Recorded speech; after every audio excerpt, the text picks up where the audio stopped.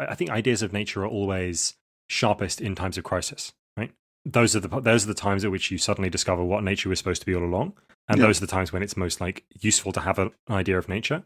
But the particular idea of nature you have at that time is never clear in advance. And whereas people on the far right would broadly say, okay, there's a crisis in nature, now we need to affirm stability, affirm power, affirm domination, we would say we need to look at the way in which the concept of nature is working for those who are most brutalized by the system of domination that's been put in place.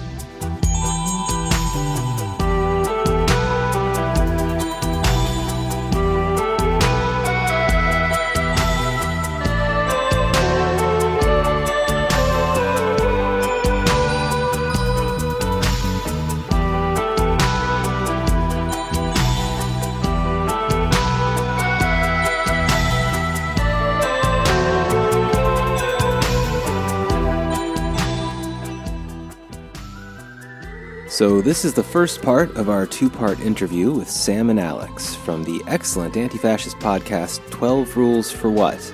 About their most recent book, The Rise of Eco-Fascism, Climate Change and the Far Right. It's published by Polity Press, and it's been out for a little while now in Europe, but just dropped here in the US a few days ago. In part one, we clarify some of the terms and underlying analysis of ecofascism, discuss the rise of far-right ecologism, and visit some familiar names to TENE listeners, although with a new lens. I can't recommend this text enough, and be sure to check out their podcast, which can be found on most podcast apps and sites, and definitely follow their Twitter if you're into that kind of thing. Now, without further ado, we bring you 12 Rules. All right, welcome back to The Empire Never Ended with, Fritz and Ray. Boris is out today. He's actually off on a mission trip on the Sentinelese people there on the Ottoman Islands, so we hope he's okay. This is the first time it's not all three of us, right? Yeah, that's right. Yeah. So to sort of correct for that, correct for our lack here, we've invited two people on. It's an honor to be Boris for today. There you go. Yes, this is Sam's going to play Boris today. I'm just going to say, Alex, you can be Sam. There we go. He could never. Ray, who do you want to be? I can be Ray. I think that's all right. Cool. All right. I think that's reasonable. Definitely. I'll also be Ray today. So, all right. So we got 12 rules for what here on the podcast. Nice to have y'all in our house. We went to yours, checked it out a few months back. Had a good time. Thanks for having us. Yeah. I was going to say, I mean, we've rarely received such excellent questions as we have from you today. So I'm looking forward to this a lot. Well, thanks a lot. We like getting praise on record. It matters a lot. I don't know how to smoothly do the no. There's no way. Joke. This is. Fritz is supposed to say here, and you have a very beguiling voice. So. Yeah. I just wanted to say, thanks for gracing us with your calming presence. Yeah. So we're going to talk about y'all's latest book, The Rise of Eco-Fascism. It's out from Polity, 2022. Listen, this is a really great book. I'm very excited about this interview. We've got a lot to cover. I mean, essentially, there's an arc's worth of information that we could be talking about today. So we're gonna see how this goes. We might make this a two-parter. We don't know, but we'll see how it is. But there's so much I want to ask you guys. Really excited about this. So I think probably what we should do is just jump right into it here. Let me just say on the outset, though, that as far as our listeners go, this book fills in a lot of gaps in our last arc. It really, or more than that, I'd say it offers a great angle that we didn't really take advantage of. There's a lot of familiar faces in this book, a lot of people that we've talked about, but from a very different perspective. And I think the ecological angle opens up so many connections. There's really impressive how okay, we'll talk about it as we go. But I mean, I was surprised to see figures like the base and Atomwaffen even appear in this book, which is about ecofascism, and we'll say also the right, right-wing politics and the turn towards authoritarianism, and also the problem of ecological collapse. And I think it's a very sobering text, but not necessarily depressing. Somehow y'all ride that line. I think there's at least two funny bits in the text. Yes, there are two funny bits in the text. Yes. Yeah, good. All right, so let's just jump right in with probably, I guess, sounds like maybe the more complicated of the questions that I've prepared here, and that is exactly what is the eco-fascist hypothesis, and where do y'all fit into that?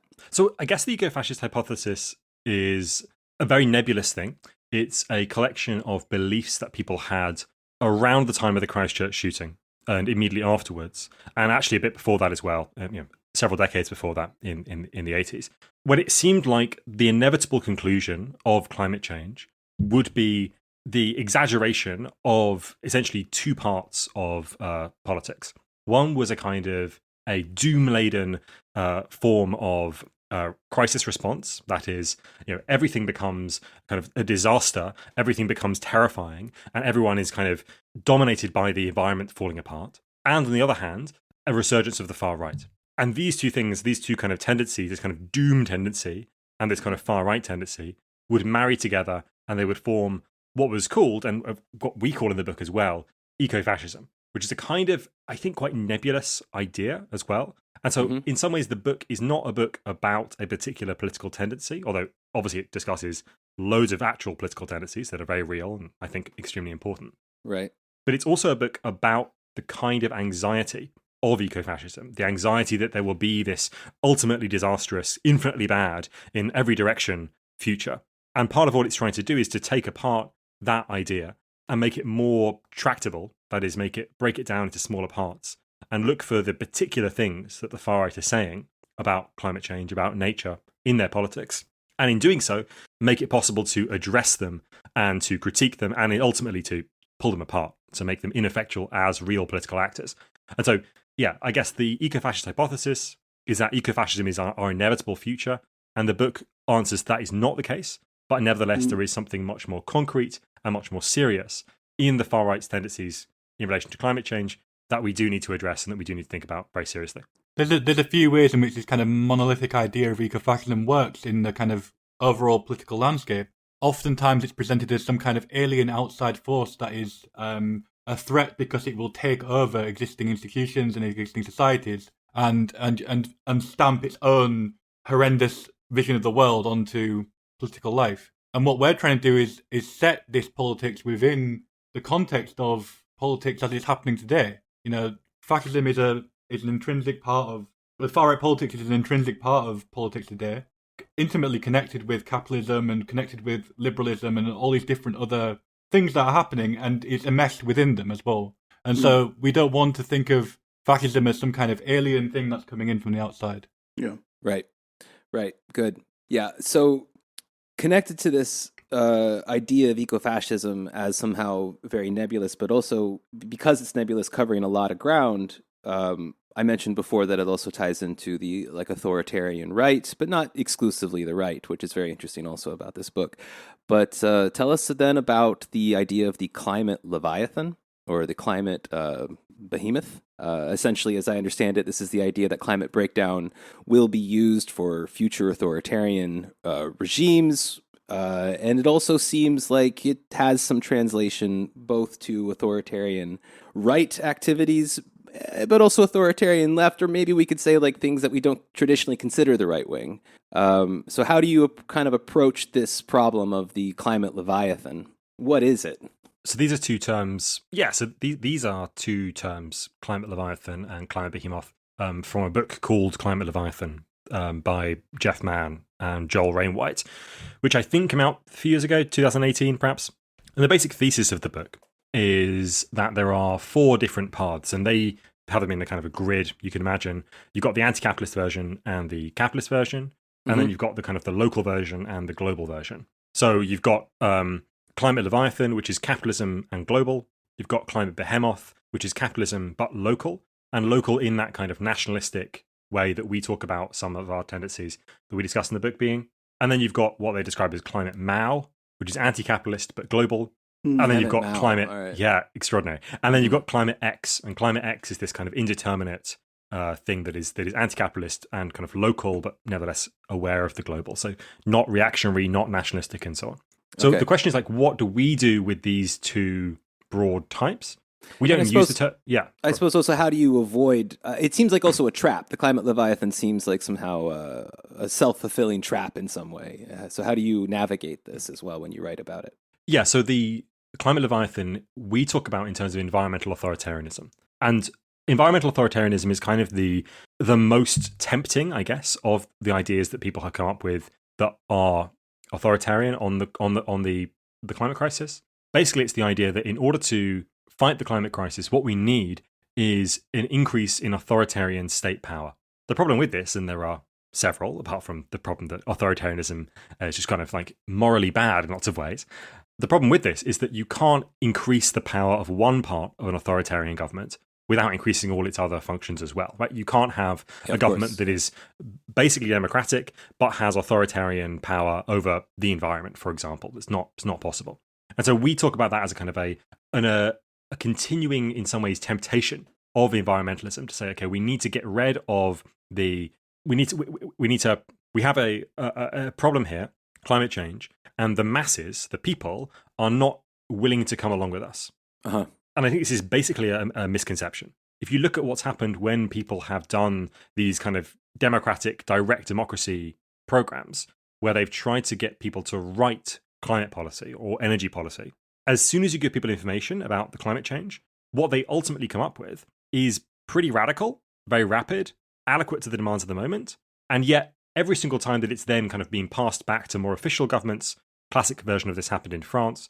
Macron, for example, said, nope, can't do any of that. Hmm. And so the idea of environmental authoritarianism rests on a kind of an enlightened elite and a slovenly and slovenly mass who is unwilling and unable to change their behavior, where they just destroy the environment willy-nilly. That is just completely false as a conception. Overwhelmingly, it is the elite that are causing climate change. Right. And overwhelmingly, like the people, when you give them information, take very radical stances on climate change. So environmental authoritarianism, terrible idea. But nevertheless, I think quite a tempting idea. I should say that Jeff Mann and Joel Rainwhite are obviously not in favor of climate Leviathan or climate Behemoth either. They're not arguing for it. But yeah, I think that's the way in which we change that debate. What we describe as ecofascism is closer to what they describe as climate Behemoth. Okay. But that's a kind of reactionary movement that tries to assert the nation against the transformation of global politics by climate change. And what we identify as the problem there, and they say that this will inevitably fall apart under its own contradictions. That is, there will be, it just won't work, basically. And I think what we think is that the problem with it is that it might just work, right? The problem is that you might be able to sustain a reactionary political movement in the context of climate change for much, much, much longer than than it seems reasonable that you would be able to, right? And so the risk of that kind of future, which we call fossilized reaction. Yeah, we'll get into that in a bit. The risk is that basically like it would work rather than that it wouldn't work, but it wouldn't solve climate change. At least work long enough for it to do so much damage that we're facing doom scenario. It would be sustainable rather than, I don't mean it would work in it. Nothing good would come of it, but it would basically be sustainable. Mm-hmm.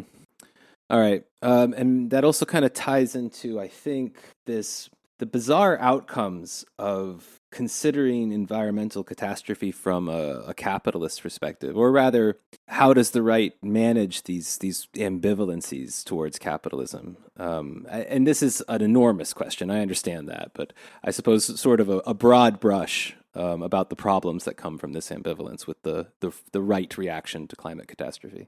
Well, the far right and fascism has always fascism at least has always tried to portray itself as anti-capitalist, is against a system of capital.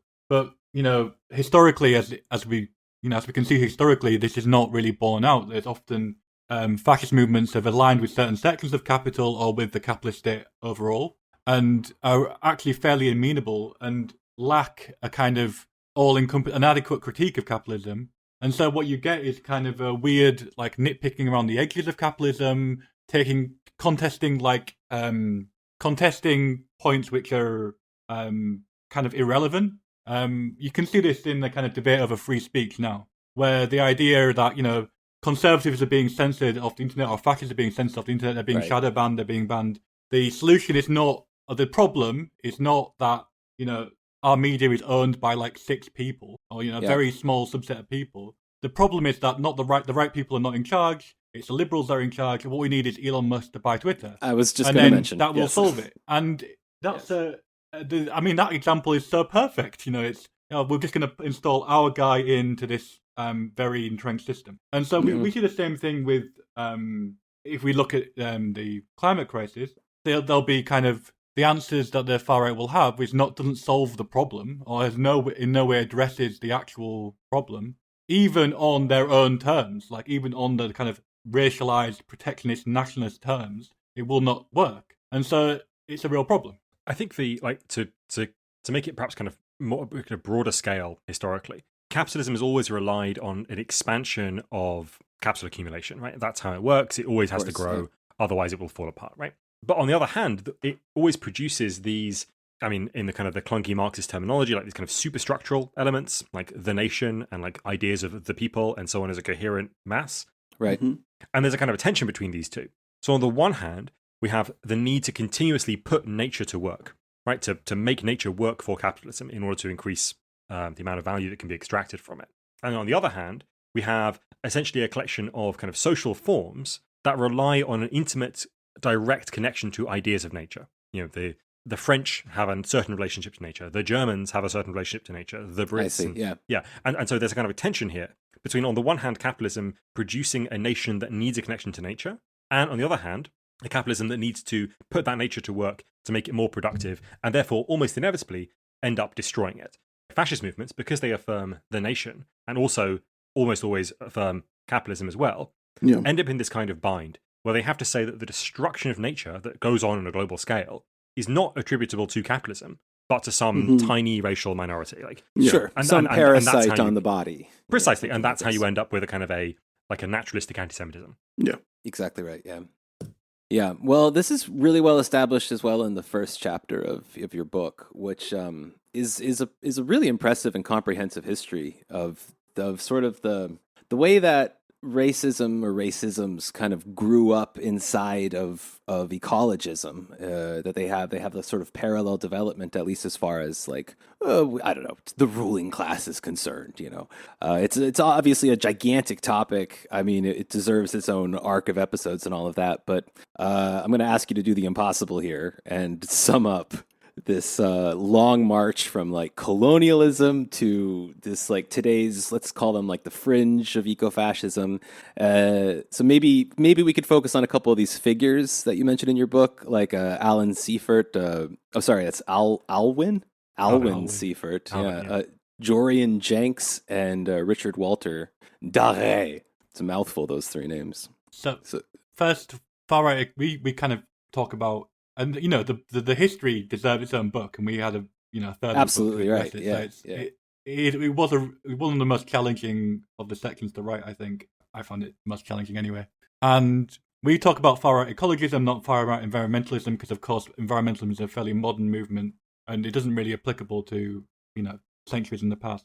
And we kind of characterize this as the establishment and the enforcement of racial hierarchies and racial oppression through and using nature. And so this kind of expansive definition incorporates many different aspects. It's talking about colonial land management on one hand, and kind of naturalization of race as a concept. And we trace these kind of different tendencies through time. And we start with colonialism because we think that is the kind of birth of contemporary racism, modern conceptions of racism, actualized and operationalized on a kind of global scale. These things were happening, these kind of racial things were developing anyway, but it was through colonialism that they were expanded and made to affect basically the entire globe. And starting here as well allows us to discuss what people often kind of think of classical fascism, but understand the influences that go into classical fascism, and not see it as some kind of unique thing that's birthed in the 1920s or 1910s and just kind of develops out of nothing. Yeah. So Alvin Siefert is what's called a landscape advocate in Nazi Germany. Right. He's one of those He's one of the people who is tasked, for example, with landscaping work on the Autobahn. And there's a kind of a whole mythos around the Autobahn as a particularly kind of ecologically sensitive kind of development. And one thing that it, in some ways, I think, so for example, lots of contemporary neo-Nazis will say things like, the only government that's ever had a serious ecological policy was Nazi Germany. The only group that's ever really cared about nature was the National Socialists. And Right. stuff like that. This is obviously nonsense. It's completely ridiculous. And it made most kind of evidently ridiculous, I think, by looking at the third person you mentioned, Richard Walter Dare. And Richard Walter Dare is an ideologue. He's responsible for the popularization of the blood and soil trope, if not its invention. And he is put in charge of what's called the Reich Food Estate. And the Reich Food Estate is a project that is trying to unify all the interests around food in Nazi Germany. So that's consumers, producers, farmers, people who are doing the shipping of food and so on. Everyone who is involved in food is somehow under Dare's purview. Now, of course, as a Marxist, what I would say is that this is an impossible task because the interests of consumers who want the lowest possible price for food and the interest of producers who want the highest possible price for food are diametrically and inevitably opposed. And you can't just assert that they will not be opposed, right? They are, as long as they're still capitalists, as long as there's still class in society, these two interests will be opposed. And so Richard Walter Dare's problem is that he can't unify all the different aspects. And one of the ways in which this comes out most kind of clearly ideologically is that he's attached to the particular system of what is called peasant farming, although peasants is kind of a weird translation from the German. But there's this system of peasant farming that's gone back ages. And in order to basically keep this ideology of a rooted German people who are rooted in the soil, they need to perpetuate this particular class. The problem being that they also, at the same time, need to feed the massive German army, right? They need to feed the army that is going to invade Russia, right? Or that is going to invade France. They need to feed that army. And the peasant farmers are just not efficient enough. And so there's kind of a tension here between, on the one hand, a kind of almost purely ideological, in kind of quote unquote, idea, and a kind of military idea that is central to Nazism, which I guess is also ideological in its own way. And the way they resolve this, the problem of the inefficiency of this farms, is by saying, oh, well, fortunately, there's just loads more land available. It's just in Ukraine and Poland and Russia. And it's very fertile land, so we'll just have to invade it. Yeah. And then, of course, there are people living on it, but it's okay. We can just get rid of those people. And so in some ways, the idea, the ecological ideas, or the idea of a people rooted in nature is intimately connected to the Holocaust. Yeah. Just as a warning, of course, we don't claim in the book that this is the sole cause of the Second World War, of course, but this is one of the things that is feeding into it. Yeah, there are no good monocausal explanations for the Holocaust, obviously. Yeah, right. Yeah, and then I guess Jorian, should we do? Jorian would be on the other side of the war. No. Well, Jorian was not on the other side of the war. So he was actually interned in 1940 in the Regulations 11B, I think it's called. I mean, a lot of British fascists were rounded up and put into camps in the Isle of Wight or Man. One of the Isle of Man, I think. The Isle of White Men. Yeah.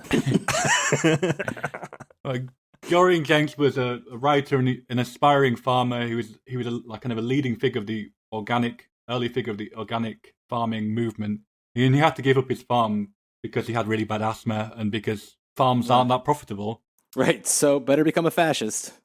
And became a fascist in 1936 and kind of was assigned agricultural policy for the BUF. And his position is kind of marginal within the party, largely because the BUF, unlike other fascist parties, particularly in France, it was not a kind of a rural movement. It was a distinctly urban movement. And therefore the party was concerned primarily with cities.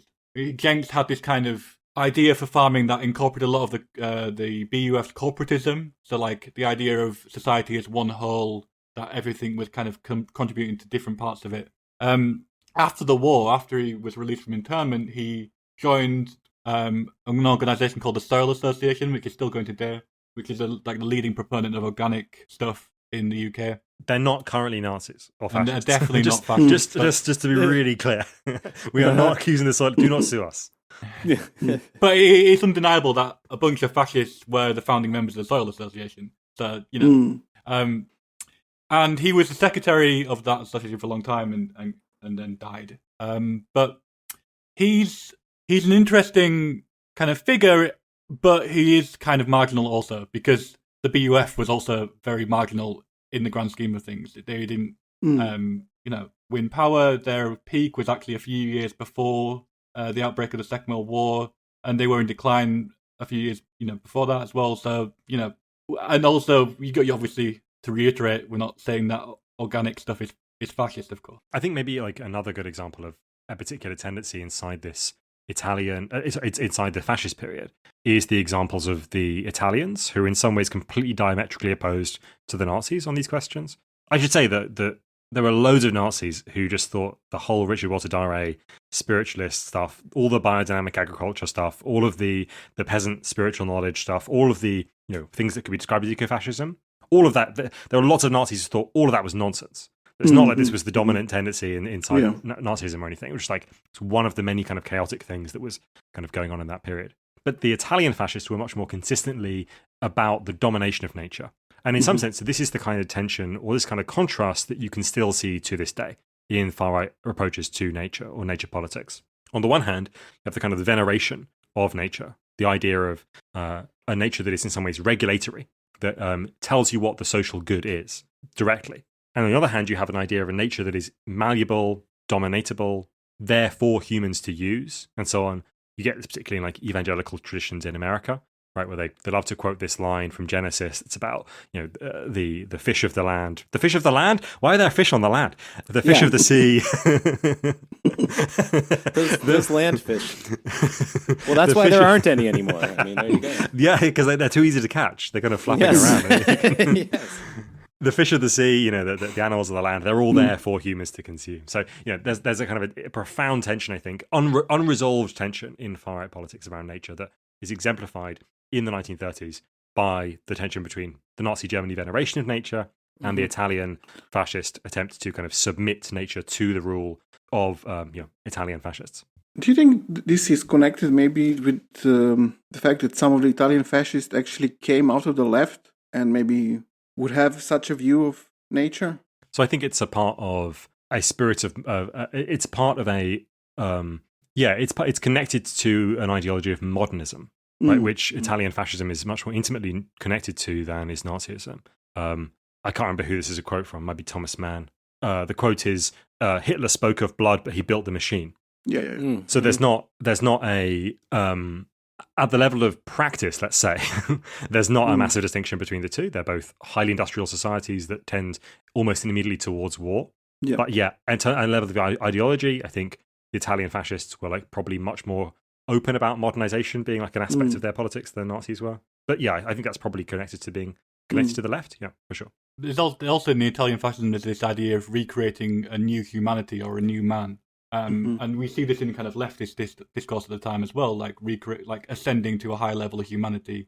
And this is what, when the Italian fascists went out to drain the swamps, for example, it was an assertion of themselves as new fascist men over nature. And we can, we see similar things in leftist stuff at the time as well.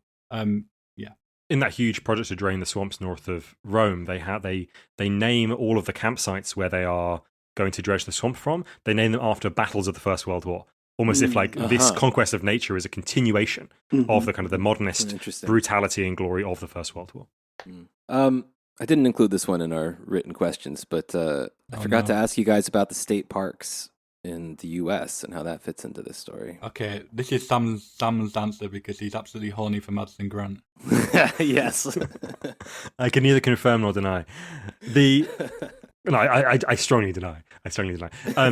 So Madison Grant is a very interesting character. He's often described to some extent as a kind of a eco-fascist before that was a kind of a thing people were called.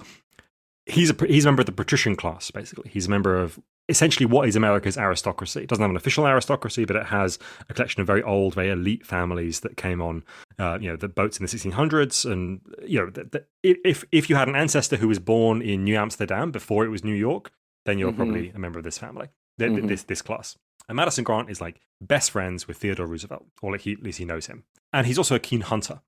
And the reason why Madison Grant is such a kind of important person for this story is that he's one of the first people who moves from a logic of preservation to a logic of conservation. So in hunting, basically at the beginning of the 20th century, they're beginning to kill too many of the things they're hunting, too many of the large animals, right? Deers, buffalo, and whatever. Partially, they're beginning to kill too many of them because in the decades before that, the armies of Sherman and other generals have gone out and they have attempted to commit genocide against the indigenous Americans, right? Yeah. By killing all of the buffalo, and therefore just simply starving the indigenous Americans to death. Mm-hmm. That is the deliberate plan. And then Madison Grant sort of is the person who comes after that. So I think it's interesting to think about eco-fascist tendencies, particularly in the Americas, as operating in the wake of a form of environmental destruction, right? They're kind of eco-fascist tendencies or the veneration of nature is like the flag planted on a defeated battlefield, right? It's a way of establishing a kind of an ideology of communion or identity or relation to nature. Mm-hmm. That happens and can only really happen once you have just obliterated the nature that was there before, which sustained entirely different people. So this is this is the situation that Madison Grant comes into. He makes this shift from preservation to conservationism, as in he makes this shift from keeping animals alive in reserves so that they can be killed later or hunted, so their stocks of population can be kept up, to a situation where the animals are kept alive kind of for their own sake. And he sees this as because he sees that hunting is what he describes as degenerate. That is, he's on a tour of Europe, I think it is, and he sees these enormous elk, or possibly I don't know exactly what the animal is. I think it might be elk, and they have these enormous antlers, like kind of 2 or 3 meters wide antlers. And he realizes that, of course, those ones have been shot in the past because they have the massive antlers, and therefore the ones that have smaller antlers survived. Mm-hmm. And then what happens over time, over centuries, since the first elk he was seeing was shot, is that the antlers have gotten smaller and smaller and smaller and smaller and smaller because kind of the best in antlers have been killed for their as booty or prizes, as trophies, rather.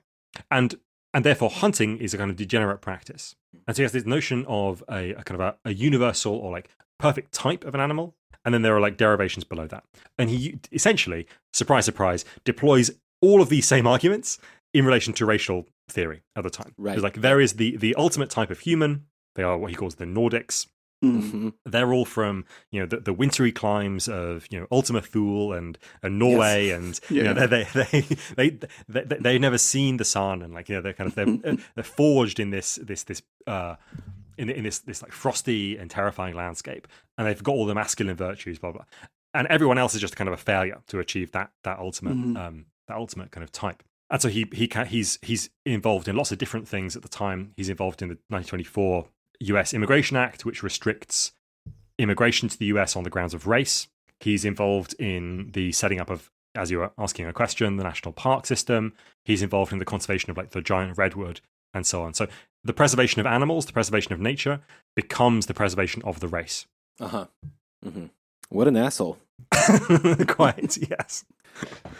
Well, let's talk about then what nature means in this context then, because it's really definitely the driving symbol of all of this. And you guys talk about nature as a thin concept, and because it's so thin, because it's relatively empty, it's very easy for these politics to fill in these spaces and then create narratives about nature being stolen from the nation or being sapped or whatever.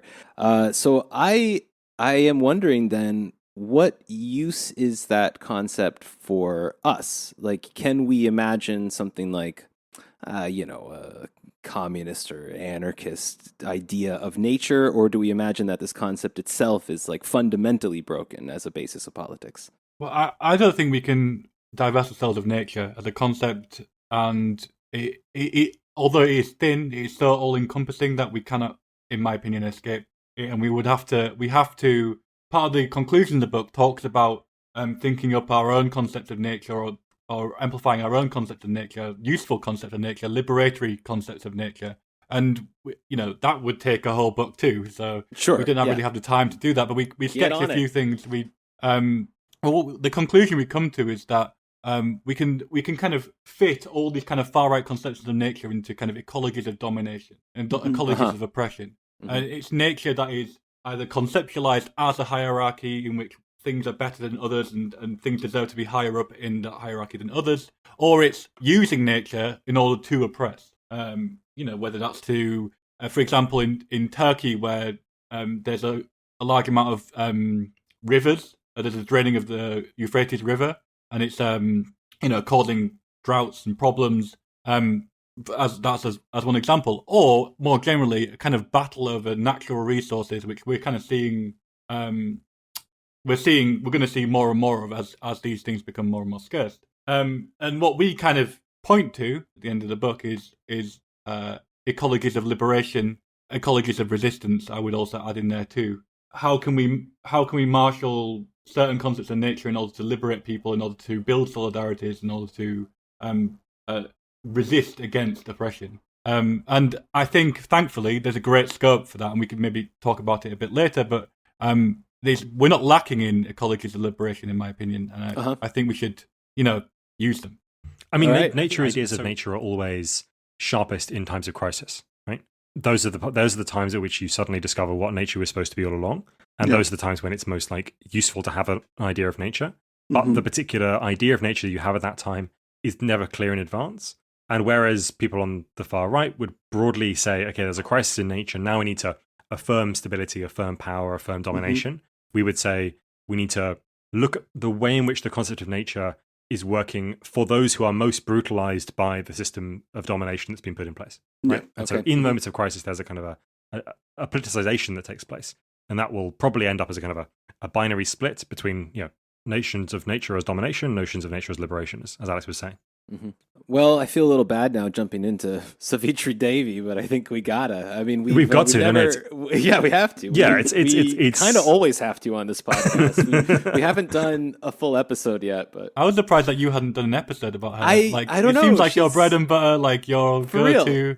Yeah, we talked about her most extensively, I think, in our New Order episode. But I think we haven't really built up the headspace for a full-on Savitri Devi episode yet. But let's bring her in. I tell you, if you ever do an episode, I would like to be a guest, just because I did a lot of reading on Savitri Devi. Oh, that's great. That saves us a lot of trouble. And we just got one paragraph in there in the end because he is actually kind of marginal. But there we go. Yes, yeah, we've had that same problem. Like you can't. Yeah. You can fit in a paragraph or two, a few minutes of an episode, but man, if you really want to get into Savitri, you gotta go for broke. Yeah. But let's give her her due here. She's got an interesting role in the development of ecofascism, I guess mostly related to animals. But can you elaborate a bit on that? So Savitri Devi was a kind of Greek, Frank. She was born in France, but she was Greek. She moved to India very early in her life. In her 20s, and she became very, very infatuated with Adolf Hitler. She never actually went to Nazi Germany. It was a great regret of hers. During the Second World War, she acted as a spy for the Nazis in British India. Through her and her husband, she had this spiritual, mystical conception of National Socialism, which is quite familiar if you look at various neo-Nazi stuff today. Her influence is, she's a marginal figure, but on the margin, she is very influential, I would say. Right. She imagined Hitler as the coming of Vishnu, the Hindu god, and in fact, she melded Hinduism and Nazism to a really horrifying degree. She also kind of was part of a trend in fascist thinking of the world as going through various mystical, spiritual cycles of rebirth and degeneration, which are, also familiar today. The idea of the Kali Yuga, which actually Joe Rogan referenced very recently. Yeah, we mentioned that as well. Yeah, it's like, oh, okay, thanks, Joe. And her idea of nature is mystical. She was a vegan. She was very into animal rights, centering animals, much more than humans, really. And she had two books, Lightning in the Sun, where she talked about Hitler as a god, and another one called Gold in the Furnace, I think. Was it? Gold in the Furnace. And which is a kind of mad account of her trips to post-war Germany, in which she, on her British passport, and she ended up kind of distributing vast amounts of Nazi leaflets kind of encouraging people to rise up against the post-war authorities. And the fact that she was able to get away with this is kind of stunning. Yeah. She was a lifelong committed fascist Nazi, and she actually died on her way to America to go speak at to American Nazis. And I think she's buried with George Lincoln Rockwell. Yeah, her ashes are in the... Yes, her ashes are interred with Rockwell. I think they were under the care of William Luther Pierce. Truly a cursed trio. Yes. Yes. I mean, maybe I should say just one thing about the role of esoteric Hitlerism, right? Which is a thing that obviously this podcast is listeners are intimately familiar with. Like, what is the point of this stuff? I think it's a way of justifying defeat and of kind of nurturing a completely obviously totally 100% defeated idea, which is Nazism, right? Like in 1945, the Nazis are more defeated than anyone else has ever been, right? Like, really, really, really, they've lost. And so how do you organize a kind of a cope that can like deal with that on that scale, right? And like Savitri Devi is a kind of a cope, right? It's a way, it's a way of letting you experience the feeling of victory even in the most like abject moments. And that's what this kind of grand cycles, that's what that kind of stuff lets you believe. Miguel Serrano is a really another interesting example of this, who believed that Aryans had extraterrestrial blood. You know, it's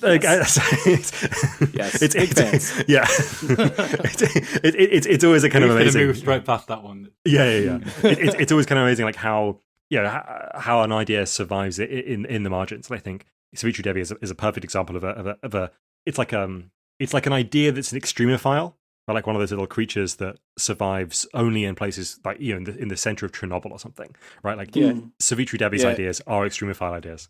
Yeah, interesting way to put it. All right, well, let's get back to Earth. And let's talk about denialism, which I think, you know, everybody's familiar with this, clearly. I mean, climate change denial is the bread and butter of half of American politics, at least. But what we don't really talk much about is how denialism itself implies racism, which you guys address in this book and was really helpful. So maybe you can elaborate a bit on that connection. I mean, you say half of American politics, but we have a kind of idea of denialism which is much more kind of expansive than that. I would say, you know, close to 90% of American politics is denial. All right, because there's spoken like a true ultra leftist. You're like, everyone's like tiny bit to the right of me is actually a fascist. Listen to my point before you start celebrating me. Never. I will never listen to your point. The point is that there is so many denial is diversified. It's no longer the denial of climate change happening. There are many different forms of denial. You know, there's denial that humans are responsible. There's acceptance, quote unquote, that it's happening, but denial that we can do anything about it. There's acceptance and saying that we should do something about it, but that all the things that are happening are too fast or, you know, too extreme or too disruptive to society. There's a kind of denial which, it claims to like fully accept it and there's the need to do something about it. But also, we should also just drill for some oil more. Let's just drill some more oil, you know, or let's do fracking, or let's do this and that. Or there's like, you know, the coal industry is really important to the American economy. We need to protect the coal miners. And the way we protect coal miners is obviously to keep burning coal, you know. Oh, right. Because they love mining. What would they do, you know? What would they do? You know, everybody loves coal mining. Mining is love, mining is life. Yes. The thing that all these things do is they stretch out the timescale in which we can actually do things about it and exacerbate the material effects that they will have. And what are the material effects of the climate crisis? It's inherently uneven. It's not it's not going to affect us all equally. Like in the UK, in England, where I am now, we are uniquely placed to last a very long time in the climate crisis. We like grow a lot of our wheat here. We have an unusually temperate climate. For now, but for a long time we still will have it compared to other parts of the world. Yeah, right. We're, you know, surrounded by water. You know, we're an island. You know, everything is chill in the UK unless the jet stream turns off. If the jet stream turns off, then the jet stream's got 100 years in it at least. You know, and the thing is, you know, we interviewed. You go on, yeah. No, I was just saying, but then you get to be those like proud Nordics. You know what I mean? It's a win-win. Yeah, if we want to kind of reform our racial stock in the cold, wintry north, then we got to get the jet stream turned off. Sharp shock of Nordicism in our blood. And so the people who are going to experience the climate crisis first and the harshest are the people who are already racialized and already oppressed racially in the global south, in the third world, however you want to describe those areas of the world. And those people are going to need to move out of those increasingly inhospitable areas. And so just on the basic fact of delaying action, denialism is racist. It also lets you have this kind of idea where you see on TV, and this is kind of how people experience these things, right? You see on TV like a natural disaster in, let's say, India, right? There's been a monsoon, it's come too late, there's massive flooding, lots of people are starving. And if you're a denialist, then you don't have to say, oh, this is a systemic consequence of like a kind of a 200-year system of burning fossil fuels, which has led to like this kind of problem, right? You can just say, oh, it's because Indian people aren't really in tune with nature. Yeah, right. They're not really in tune with the weather system. How is it that they've like, failed to adapt to this place they've lived for, ostensibly thousands of years? And so you can end up in this kind of way of essentially victim blaming because you deny that there is any systemic consequence to global warming. But looking past the climate crisis as well, you can see it in the way people discuss or conceptualize people living in poverty in the global south. Oh, look, all these slums, they're so polluted. It must be because they're dropping their litter without acknowledging these very material systems of like imperialism and capitalism, which produce slums. Yeah, absolutely. Yeah, these minor blind spots are almost exclusively racist. I mean, they kind of have to be in the end. Well, I guess on the other side of denialism, which you've already mentioned, is acceptance. And we don't get much farther with acceptance here in your book, I have to say. But how does acceptance give us people like Duterte and Modi, and like what do we? How does the right wing ecological movement sort of lead to these more authoritarian regimes in this vein of acceptance of climate catastrophe? Do you want to go? Right, you go. So with Modi, for example, Modi has called for, amongst other things, and I should say the position of the Modi government on climate change is actually very complicated, by which I mean it's contradictory and vague. Not that it's like intricate or like well-formed and therefore kind of nuanced, right? It's just, they just say lots of different things. And it's difficult to get a kind of a single coherent handle on it. India is in a very difficult position in some ways because it is one of the most vulnerable countries in the world. It's also a country that is, on a per capita basis, not very polluting. Obviously, has a massive population, and it's very rapidly increasing amounts of carbon dioxide it's putting into the atmosphere.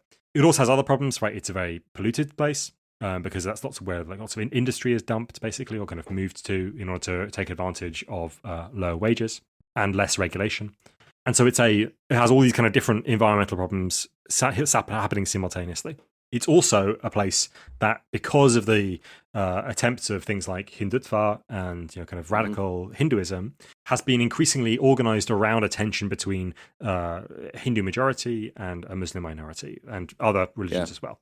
And so into this kind of collection of problems steps Modi, who this is also perhaps slanderous, so maybe you don't put this in as well. We don't have those kinds of laws. It's cool. Go for it. Well, I mean, I'm in the UK. Do I not? Does it not count if I say it from here? I don't know. We can fuck around and find out. I really don't want to be sued by Modi. Although it would, it would probably no doubt do well for my Twitter followers. So the where was I going with that? Right. So you were about to slander Modi. There's a pogrom in 2002 that Modi was intimately connected to. I'll go no further than that. So but in climate change, Modi has called, for example, greater attention to the practice of yoga in relation to climate change. He's called for discussions of essentially spiritualism to replace discussions of carbon dioxide of the atmosphere. And this is true of Modi, and it's a way of obfuscating the stakes. But I would say that it's also true of something like QAnon. So QAnon is in some ways the same as Modi on this, in that in dealing with climate change, to the extent there's anything about climate change, which is of course not a major trope of QAnon. Yeah.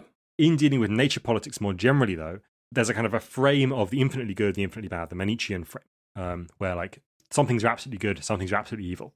And the problem with this, well, first of all, it's just not a climate politics, not a viable climate politics.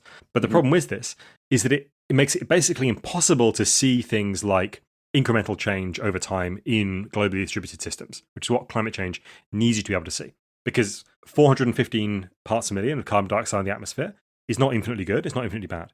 And 416 parts per million is not infinitely good, not infinitely bad. 417 parts, 480. There's no point at which like you can cash it out into a kind of a moral good, a moral bad. And so it's a kind of it's a much more subtle object than these systems of thinking are able to deal with. And the same is kind of true of the way that Modi does politics. So Modi looks at climate change as a kind of a problem of spiritual regulation. If we have the right spiritual attitude, we will be in balance with nature necessarily. Yeah, balance is the word. Yeah. Angling overwhelms the discourse. Yeah. Yeah, balance is an immensely important part of this. But what, of course, balance means in Modi's case, because he's essentially a kind of a neoliberal developmentalist, right? What balance means is like capitalism unleashed, but nevertheless, like its racial character in the Indian situation kind of preserved to some extent. So it's a very complicated kind of situation that means that these kind of obfuscations become so kind of powerful and potent because they essentially allow for a kind of a radical simplification of the stakes of the matter in the same way that QAnon does. Mm-hmm. All right, well, let's kind of depart from like the gigantic state projects for a minute, and we'll get into some territory here that I think our show's listeners are probably a bit more familiar with. Your book contains a lot of information, a lot of new information for me, especially about contemporary fascist groups, especially ones that we tend to think of as more like online groups and their sort of bizarre ecological wings. So I'm thinking here about like Casa Pound's La Foresta que Avanza and Golden Dawn's Green Wing and the Alternative for Deutschland's kind of youth arm, how they sort of navigate being inside what is essentially a denialist party line. So I don't really have a specific question, but maybe you can just fill our listeners in on some of these movements and how they fit into this. Okay, so Casa Pound is a fascist movement in Italy. They're kind of quite well known for appropriating a lot of kind of leftist tactics, not even just imagery or discourse, but like they were quite big in squatting.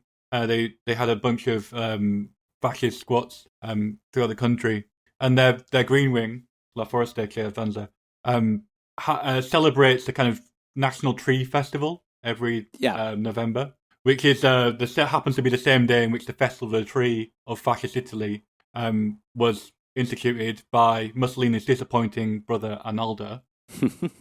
I just presume he's disappointing brother. Because he's not a dictator, so he's failed in the family at least.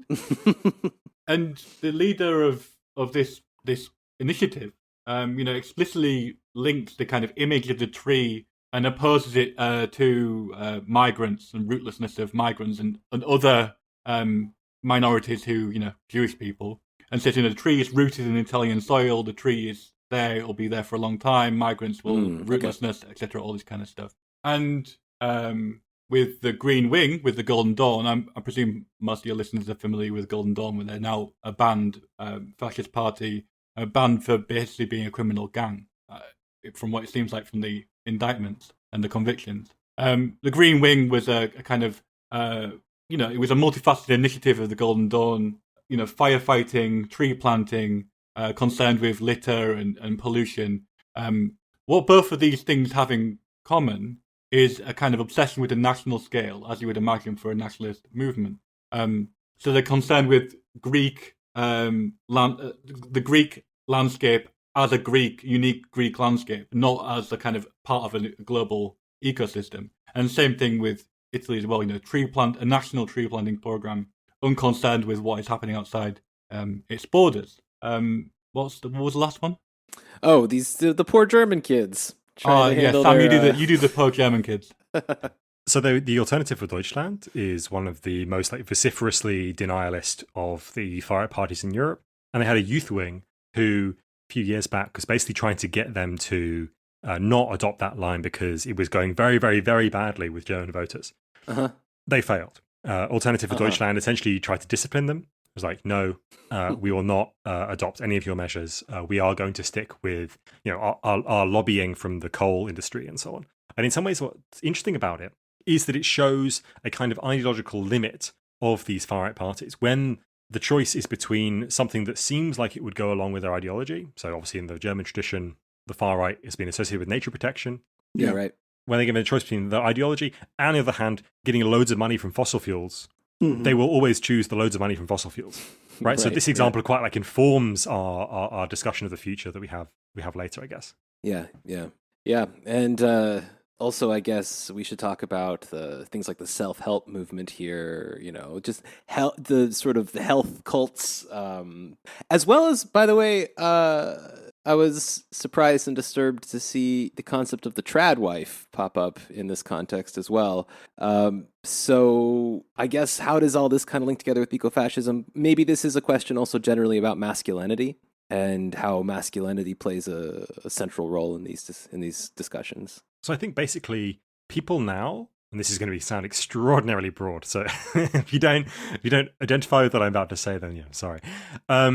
People now experience their own kind of selfhood or their own kind of idea of themselves as a collection of compulsions, right? I'm compelled to work. I'm compelled to like watch the nonsense on YouTube that I do. I'm compelled to scroll through Twitter. I'm compelled to take this particular collection of drugs in order to stay awake or go to sleep or enjoy myself or concentrate on anything. Like, there's a kind of collection of compulsions. Yeah, I've got 3 in front of me right now. Yeah, precisely. Right. Like you could just like do an itemization of my compulsions by looking at my desk. There's at least least like 15 things on here that I'm kind of trapped by. And the way that the far right dovetails neatly with self-help literature, and we talk about this more in our previous book, Post-Internet Far Right, the way in which it dovetails neatly with that kind of self-help literature is by suggesting a kind of intervention into your life that will magically make all these compulsions go away and make everything appear completely effortless, right? It's a kind of seduction of just like effortlessness. And that's exactly what you get when you subscribe to some sort of, management guru YouTube channel where they're like, just do this and like everything will start to flow for you naturally, right? The difference is that on the far right, the thing that makes it effortless or the thing that makes your life free of these compulsions is getting back in touch with your like most elemental thing that you are, which on the far right is your race. And so clean living and the feeling of overwhelming subjective failure that like huge numbers of people feel now because the world is falling apart and it's and it's difficult to get a handle on that, and it's difficult to know what to do in that situation. That overwhelming sense of failure can be just kind of reduced by asserting a completely mythical idea, which is the idea of race. And that requires, I think, a kind of a certain clean living ideal, and it also requires control of women, right? It requires an idea that there is a kind of future for the race as such, and that requires you to control and organize the women in your life so they don't become, as they are at the moment for lots of young men, kind of these distant and terrifying things that compel them, and instead become this kind of well-organized object at home that you can dominate. And that's where the figure of the trad wife, that's where the seduction of the trad wife comes in. Interesting, too, that, I don't know, we could say traditionally you have this assumption that women are somehow more attuned with nature in some of these more traditional gender ideologies, and this seems like a bit of a paradox. So they're somehow the enemies in this case of like natural masculinity or something. Well, they're attuned to different parts of nature, right? So if you read, for example, Klaus Tauerleit's Male Fantasies, which I recommend everyone does, he talks about there being these communist women. And so I should just say, like the opening section of Male Fantasies just looks at loads of memoirs of people who became the Freikorps, the kind of paramilitary organizations that were formed after the First World War, many of which then later went on to become the ground troops of the Nazis, basically. And he looks at their memoirs of the First World War and of other things. And overwhelmingly, they have 3 types of women in. There are the kind of sexless, contentlessness, white triangles, he describes them as, of the German upper class women who are conscripted as nurses at the front, and they're just kind of these like angelic functionaries, and they just kind of like rotate around, and no one gives a shit about them. No one pays any attention to them at all. They're just like background. Then there are the wives. Sometimes in these memoirs, like the wife is not given a name, just like, oh yeah, and I got married, and then like I went back to battle. Like there was like this battle and this battle, and then there's one amazing moment where they talk about a particular guy who names the. I think at this point, names the Ethiopian boy who is sent to give him his sword as he gets off a boat to land in like the country, blah, blah, blah. Like names this guy who he saw like once for maybe like 10 seconds. Yeah. But does not name his wife for the entire thing. And so this is kind of these wives who are just like nothing at all. They're just like social functionaries. And then there are these communist women. And the communist women, they have these enormous open mouths, and they're drooling everywhere. And they're like, when they get killed, they have their wounds are kind of enormous and bleeding and kind of disgusting orifices, and it's a kind of a horror show of terrifying women who are, on the one hand, sexually immensely attractive or sexually kind of immensely seductive for the fascists, and on the other hand, these like terrifying demonic things. And so women occupy not just a kind of a notion of natural attunement, which I think you're absolutely right they do, but they also have this position of being differentiated by again, by inclusion in or exclusion from the nation, the race, and so on. So it's a very complex way in which women are configured as things in fascist literature. Unfortunately, I have to say, Kropotkin's autobiography is kind of also like the second category. He completely, I think he mentions his wife in one sentence, like all of a sudden, like talks about his life in detail, and then he says, my wife. I'm like, what, your wife? Yes. Yeah. So that was part 1 of our 2-part interview with 12 Rules for What. Be sure to tune in next week as we continue our discussion on some of the unresolved tensions in far-right and fascist ecologism, the false dichotomy between the mainstream and lunatic fringe of ecofascism, and some possibilities of a future social and political landscape in a context of climate catastrophe. It's not all doom and gloom, though, and we will also be discussing alternative futures built on solidarity and the many facets of our common struggle for a world that makes fucking sense. See you then.